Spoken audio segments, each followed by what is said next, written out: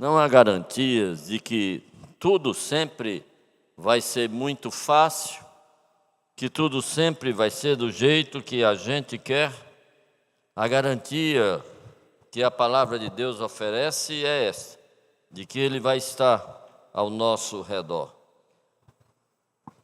Através do profeta Isaías, ele diz assim: quando passares pelas águas, elas não te submergirão.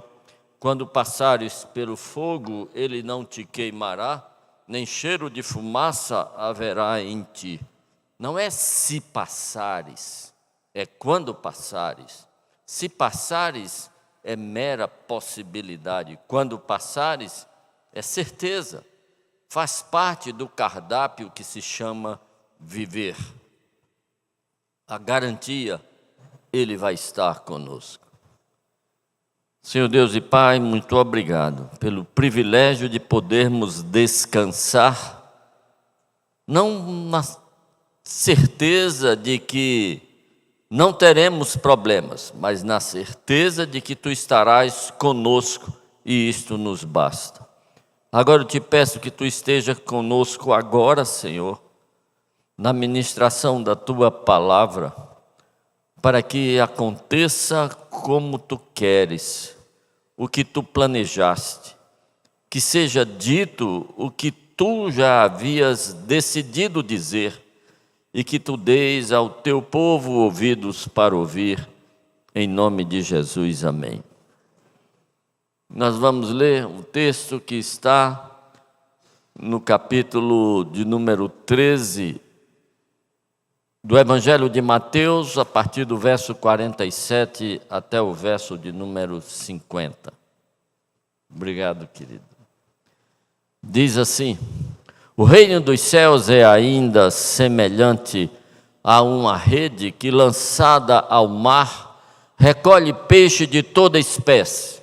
E quando já está cheia, os pescadores arrastam-na para a praia e, assentados, escolhem os bons para os cestos e os ruins deitam fora. Assim será na consumação do século. Sairão os anjos e separarão os maus dentre os justos. Os lançarão na fornalha acesa e ali haverá choro e ranger de dentes. O ano era 2005, eu vinha voltando da minha corrida, metade era corrida, metade era caminhada. Havia apenas um ano que eu havia me operado do coração e o médico determinara que eu deveria intercalar as corridas com as caminhadas. A corrida eu gostava, a caminhada eu não gostava, não, me dava uma sensação de inutilidade. Mas ele mandou, e dentro do possível a gente obedece. E eu já vinha de volta, estávamos morando em Fortaleza, e vi lá adiante um tumulto na areia, um bocado de gente, e quando me aproximei percebi que eles estavam puxando de dentro da água uma rede grande, e eu me sentei na areia e fiquei vendo o que estava acontecendo. Haviam os pescadores claramente identificados pela cor da pele, causticada pelo sol inclemente e pelo fato de todos os movimentos deles serem feitos em silêncio e com alto grau de eficiência.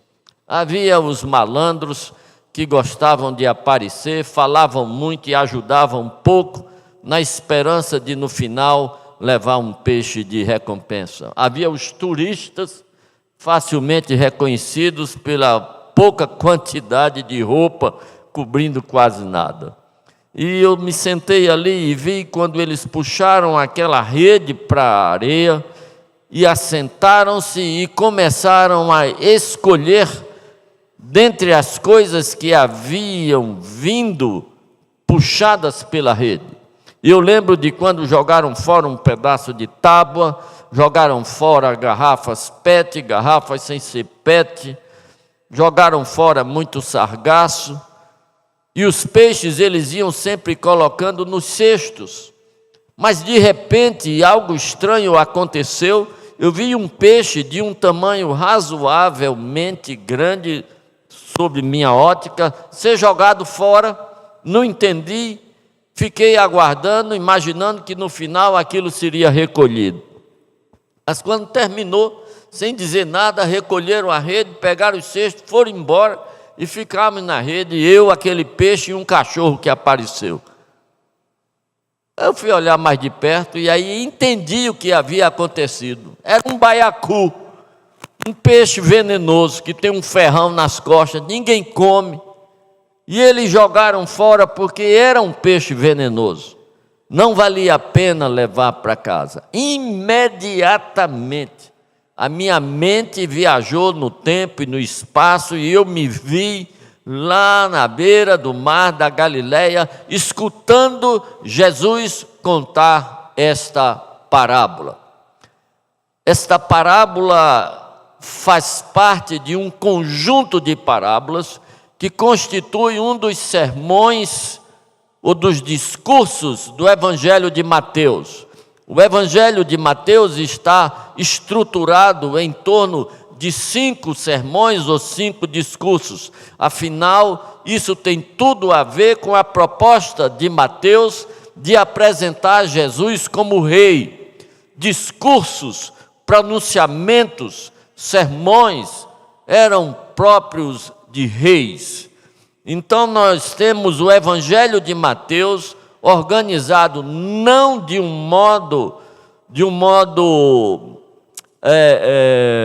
não em termos de tempo cronológico. O Evangelho de Mateus não é cronológico. As coisas estão reunidas em torno de 5 sermões maiores. O primeiro deles, mais conhecido, o Sermão do Monte, que está nos capítulos 5, 6 e 7 de Mateus. O segundo, um sermão dirigido aos discípulos, aos apóstolos. Ele fala sobre o discipulado, capítulo 10.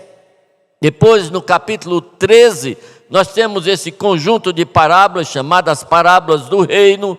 Depois, no capítulo 18, teremos um sermão a respeito de perdão, de culpa, de restauração. E vamos ao final, no capítulo 24, para o grande sermão escatológico. Este sermão, onde está esta parábola da rede, trata do evangelho do reino. O tempo em todo ele está dizendo: e o reino de Deus é semelhante. E aí nós vamos ter 2 parábolas descrevendo como é que este reino de Deus chega. Então vamos ter a parábola do semeador e a parábola do joio e do trigo. Mais adiante temos 2 parábolas descrevendo como o reino cresce. E vamos ter a parábola do grão de mostarda e a parábola do fermento colocado na massa. Depois vamos ter 2 parábolas descrevendo como este reino é encontrado. Uma delas é um homem que vem por uma estrada e encontra um tesouro num campo, e aí vende tudo quanto tem e vai e compra o campo, não porque ele queria o campo, mas porque ele queria o tesouro. E a outra parábola de um colecionador de pérolas, um comprador de pérolas, que de repente encontra uma pérola maior do que todas as que ele tinha, então ele vai, vende todas as que tinha e compra aquela pérola. Depois nós vamos ter a parábola da rede. A parábola da rede. E nós temos basicamente 2 tipos de rede: uma rede redonda que se joga e ela abre e cai sobre a água, que nós chamamos aqui de tarrafa. E tem uma outra rede que é uma peça comprida, muito longa, que tem numa borda os flutuadores e na outra borda a chumbada. Então ela vai sendo colocada geralmente com um barquinho ou uma improvisação de barco, e vai sendo colocada fazendo uma grande curva, com a chumbada puxando a rede até encostar na areia ou perto disso, e os flutuadores mantendo a borda superior da rede na superfície da água. Depois eles vão fechando esse círculo, e quando o círculo está completo, eles arrastam. E tudo que está dentro daquela grande circunferência vem dentro. Eu acredito que esta rede, referida na parábola por Jesus, era desse tipo, que nós conhecemos aqui, com o nome de arrastão. Ela vem e traz tudo que estiver dentro daquela circunferência. Nós estamos falando de 2000 anos atrás. Não havia que se falar de poluição, degradação da natureza. Não havia a menor possibilidade de se encontrar pneu naquele mar. Afinal, era o mar da Galileia. O mar da Galileia se forma pelo degelo da neve que está lá no alto do Monte Hermon.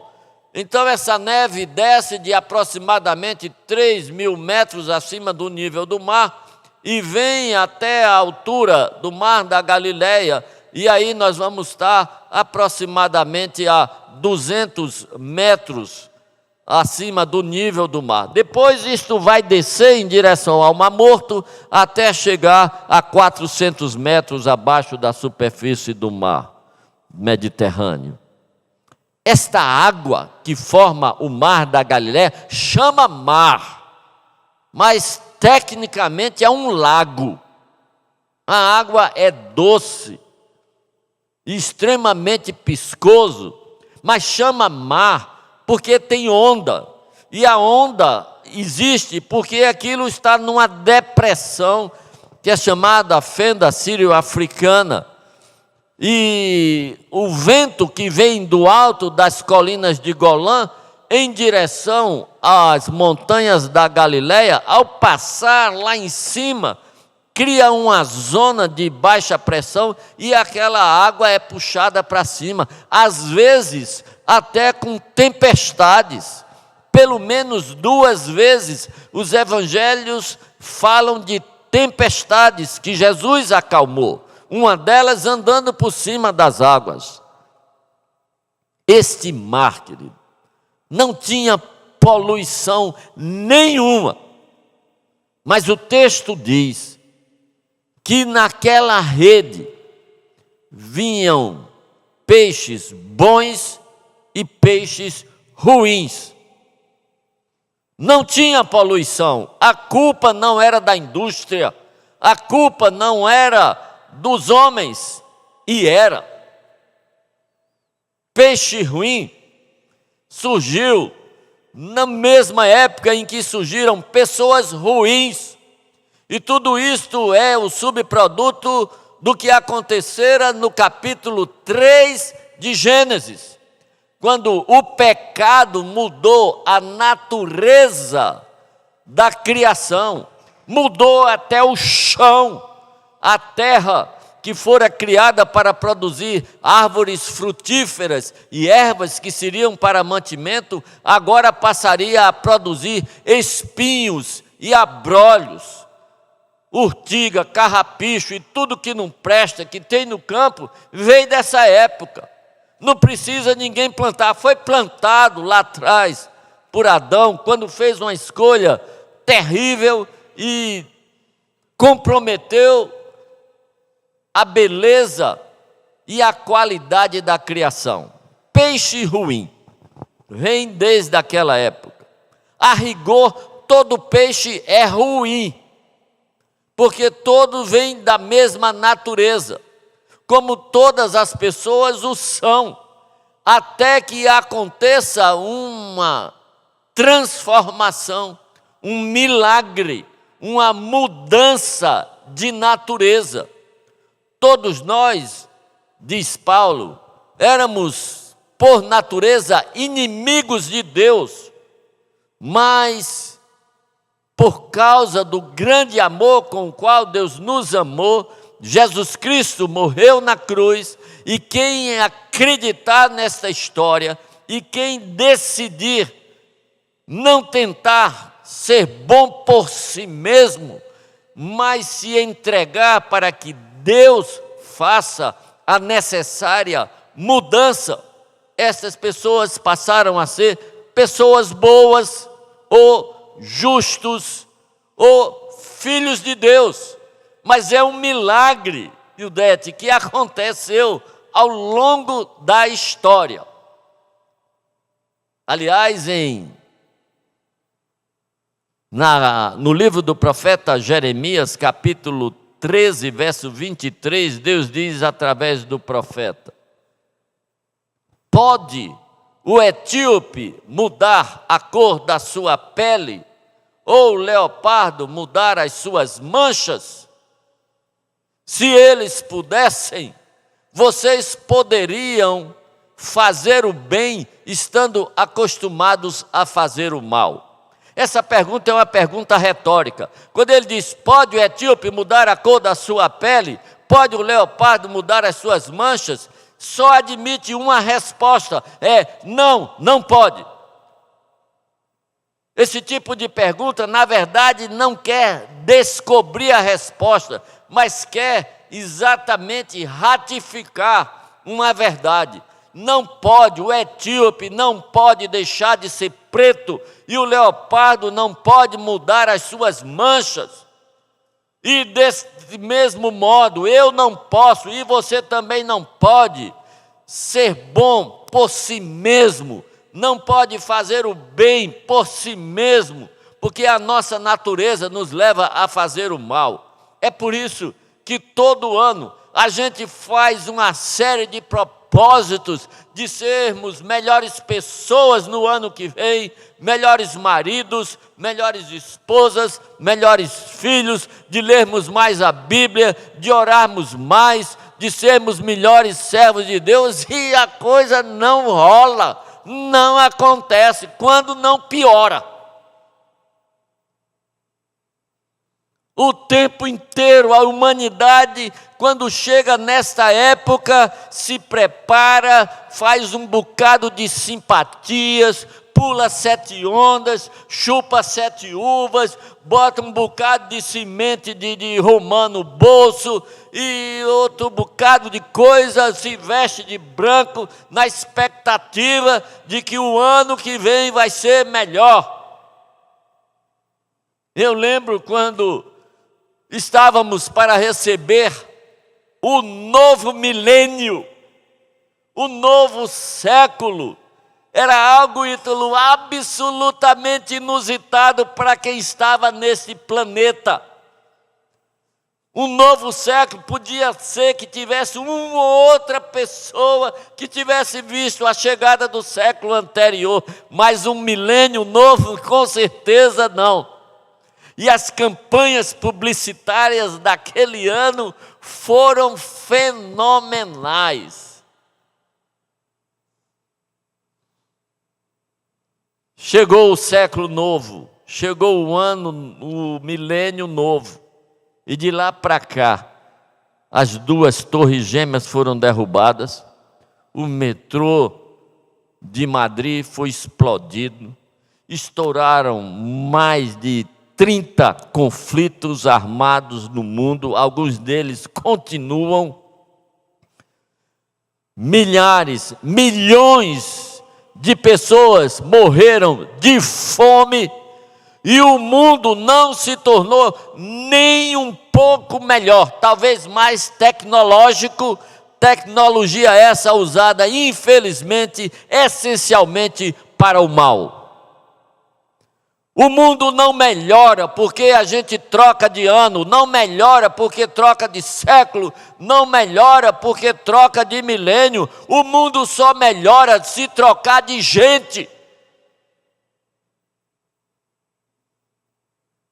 E esse é o problema, é aí o nó.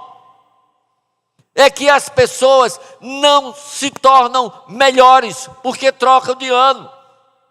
E é por isso que os bons propósitos não prosperam. Porque o mundo só será melhor para você.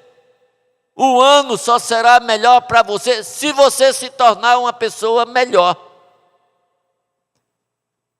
Mas eu quero lhes trazer não uma palavra de desânimo, de derrota e de desespero, muito pelo contrário, eu quero lhe trazer a chave da vitória. Essa frase está muito em voga. A chave da vitória, o segredo do sucesso, os 10 passos, não 10 passos, um só. Está no livro do profeta Ezequiel, capítulo 36, a partir do verso 25 até o verso 27.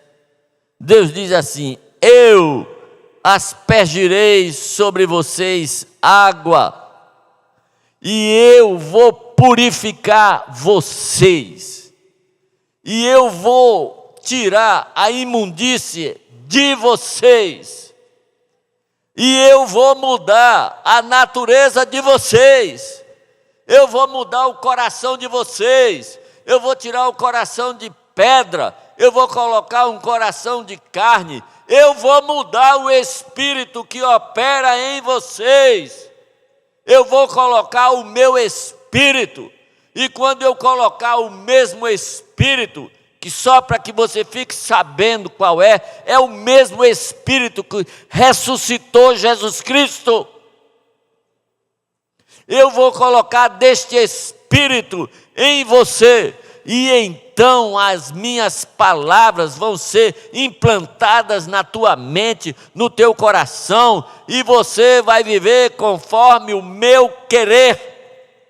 Aí sim, nós seremos novas criaturas, como Paulo vai descrever, escrevendo a segunda carta aos Coríntios: se alguém está em Cristo, é nova criatura, as coisas velhas passaram, tudo se fez novo. Se alguém está em Cristo, é nova criatura, as coisas velhas passaram e tudo se fez novo.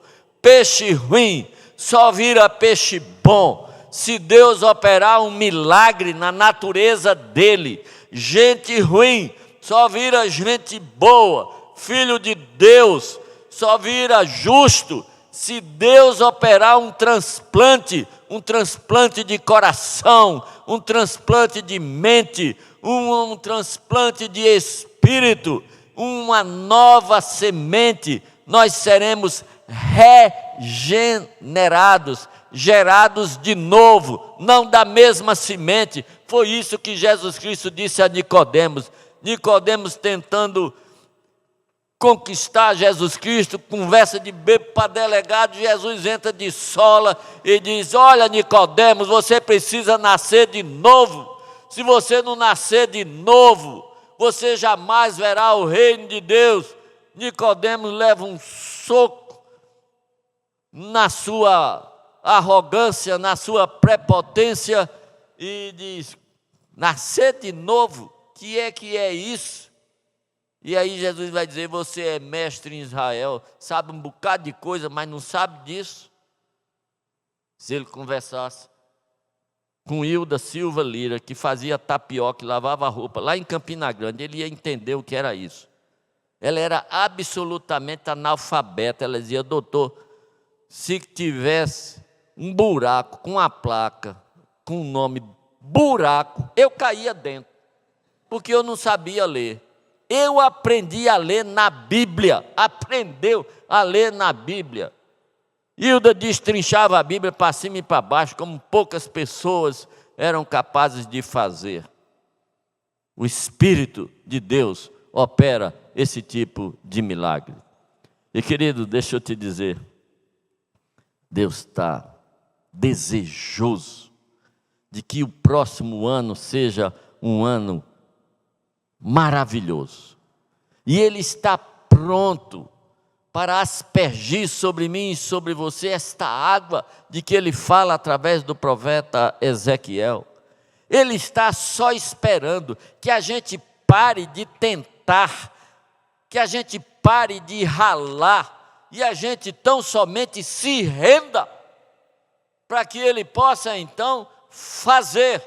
Só Ele é capaz de fazer, de mudar a natureza minha e sua, estando acostumados a fazer o mal.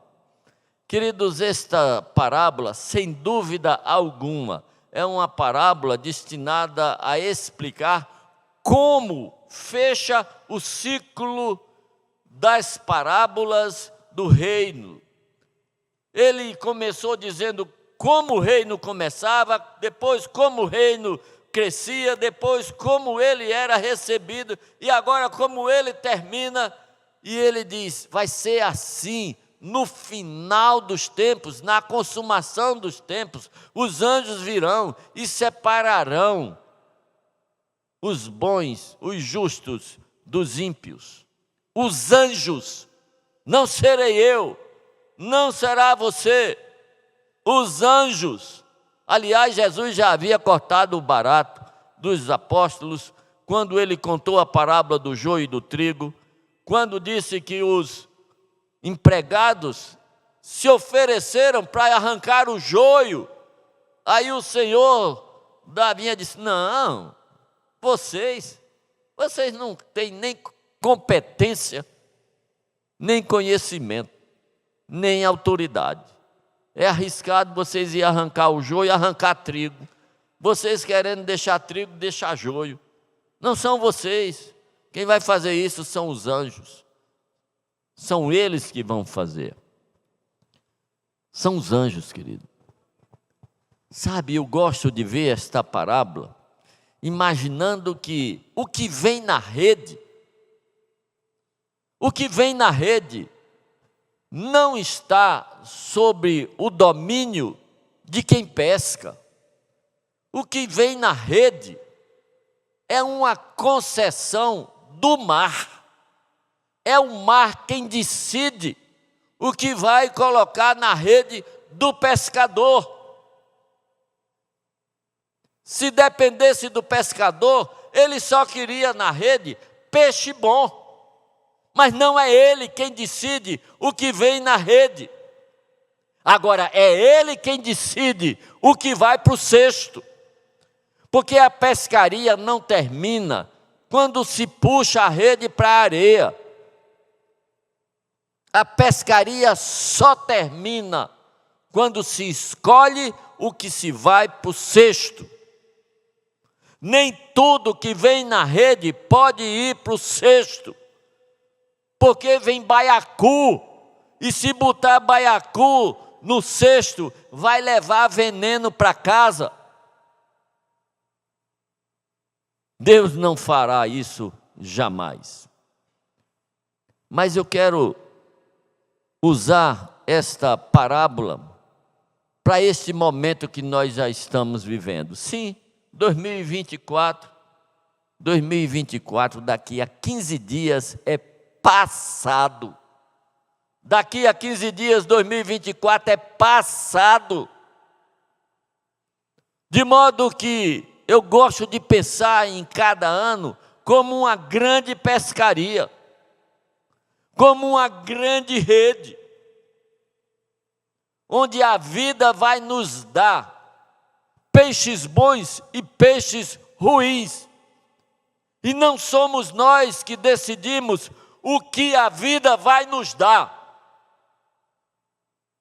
A vida vai nos dar ingratidões, a vida vai nos dar palavras duras, a vida vai nos dar injustiças, a vida vai nos dar quedas, fracassos, lágrimas, tropeços. Isso vem no cesto, isso vem na rede, e eu não posso impedir. Agora, eu decido o que é que eu vou guardar no cesto. A pescaria de 2024 ainda não terminou. Só termina depois que você escolher o que é que você vai guardar no cesto do seu coração, da sua alma, da sua memória. O que é que você vai querer levar para 2025? Esse período é o período da gente esvaziar as gavetas. Era, né? Que agora não tem mais quase nada para botar na gaveta, é tudo digital. Mas eu me lembro quando tinha papel de botar na gaveta, eu me considerava o sujeito mais organizado do planeta. Eu tinha todos os canhotos de todos os meus talões de cheque, desde quando eu tive o primeiro talão de cheque, em 1976. Eu tinha todas as faturas de todos os cartões de crédito. Isso era tudo organizado, ano a ano. Querido, foi faltando gaveta. E eu crente que eu estava abafando todas as declarações de imposto de renda, todas. Quando eu descobri que aquilo não valia nada, e que eu fui botar fogo, era uma mistura de saudade e sentimento de burrice.